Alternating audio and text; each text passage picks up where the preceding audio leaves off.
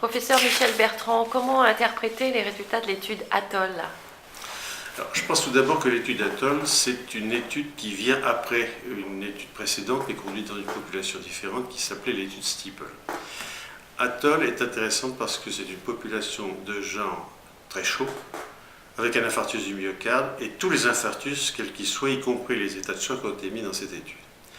La deuxième particularité de cette étude aussi, c'est que l'angioplastie primaire est effectuée par voie radiale. Plus des 2/3 des malades ont été abordés par voie radiale. C'est quelque chose qui mérite d'être souligné. Alors, moi, j'irai droit à la conclusion de cette affaire, qui compare donc l'héparine non fractionnée à l'énoxaparine par voie intraveineuse.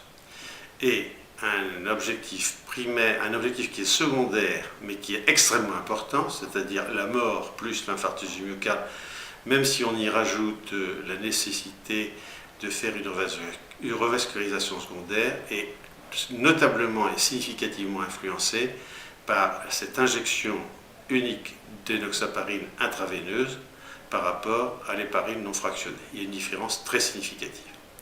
Alors, des critiques sont arrivées en disant « oui, mais vous avez vu que l'objectif primaire n'atteint pas la significativité ».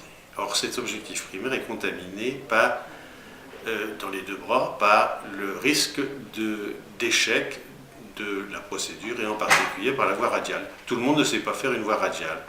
Et donc, ça monte indiscutablement le taux d'événement, et par conséquent, ça influence grandement les résultats. Je crois que ce qu'il faut garder à l'esprit, c'est que, en urgence, en présence d'un infarctus du myocarde avec sus-décalage de segment ST, quel que soit son état de gravité, l'injection d'énoxaparine par voie veineuse simplifie la vie de tout le monde, si j'ose dire, puisque le patient a un meilleur pronostic.